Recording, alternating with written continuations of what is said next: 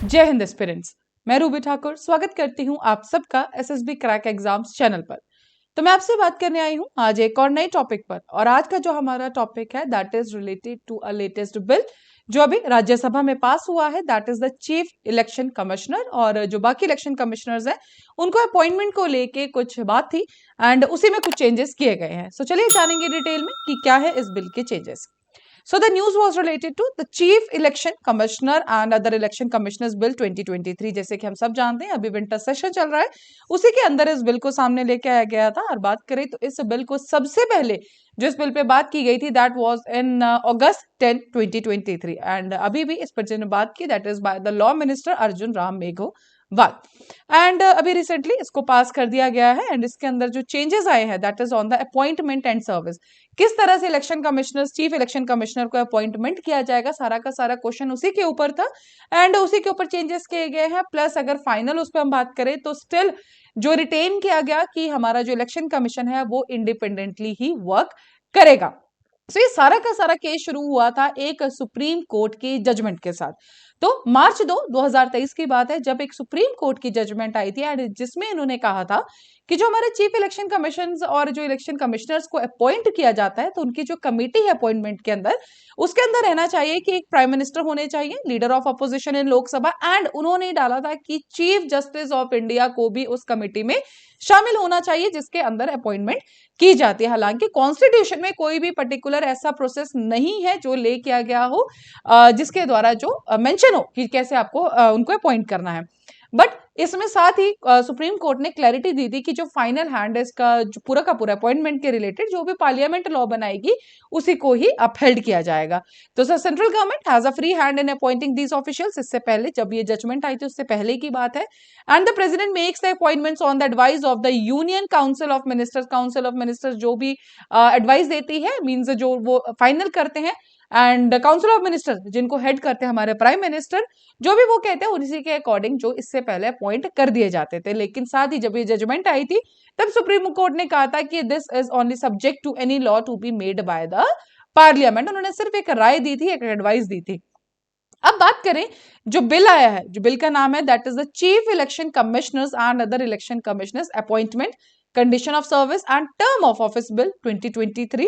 And ये अगर पास हुआ, जैसे कि अभी पास हो चुका है, तो इसने अमेंड किया है इससे पहले जो 1991 का बिल था। अभी जब बात करें तो रिकमेंड किया गया था कि कमेटी में होने चाहिए prime minister, leader of opposition and CGI.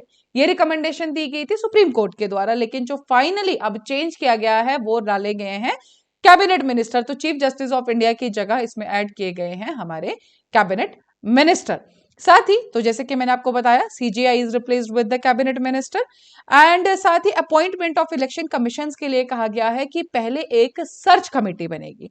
Search committee को जो हेड करेंगे वो करेंगे लॉ मिनिस्टर, और लॉ मिनिस्टर के साथ दो और लोग होंगे जो कि रैंक ऑफ सेक्रेटरी के अंडर नहीं होंगे, वो इक्विवेलेंट उससे होंगे, एंड हेड करेंगे लॉ मिनिस्टर। एंड उसके बाद जो सर्च कमेटी होगी वो हमें सामने देगी 5 कैंडिडेट्स के नाम, और जो 5 कैंडिडेट्स होंगे वो होने चाहिए दो होल्डिंग और have held a post equivalent to the rank of secretary to the government of India and shall be the persons of integrity who have knowledge and experience in management and conduct of elections।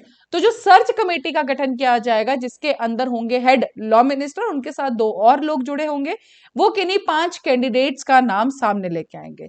उसके बाद भी जो हमारी selection committee है, जो selection committee है उसमें जैसे हमने बात की prime minister, leader of opposition in Lok Sabha and साथ में कैबिनेट मिनिस्टर, ये होगी 3 लोगों की सिलेक्शन कमेटी। फिर भी जो 5 नाम इनको दिए जाएंगे ये उससे बाउंड नहीं है, ये उसको कंसिडर कर सकते हैं। लेकिन अगर यहाँ इनको लगता है कि किसी और को हम अपॉइंट कर सकते हैं तो they can also appoint some other person, they are not bound by the search committees candidates. और सबसे बड़ी जो कंसेशन इसमें चेंज किया गया है वो रिटेन किया गया जो हमारे चीफ इलेक्शन कमिश्नर और इलेक्शन कमिश्नर्स का जो एक पार है, they are on the par with the supreme court जजेस। हालांकि जो बिल मांग की जा रही थी वो कहा जा रहा था कि इनको कैबिनेट सेक्रेटरी के बराबरी में रखा जाए, बट नहीं, इस चीज को नहीं किया गया, रिटेन रखा गया है कि नॉर्मली जो सुप्रीम कोर्ट के जजेस के पार के साथ ही इनको भी रखा जाएगा।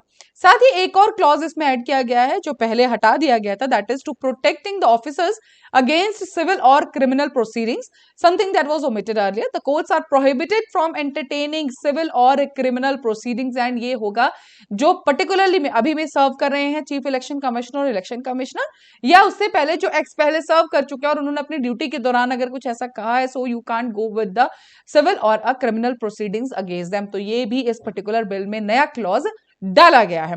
फाइनली अगर बात करें तो चीफ इलेक्शन कमिश्नर जो है उनके पास ऑलरेडी हमारी इम्यूनिटी होती ही है सुप्रीम कोर्ट जज की, और रिमूवल में बात करें जो 2 इलेक्शन कमिश्नर्स हैं, they can be removed by on the advice on the orders of the chief election commissioner.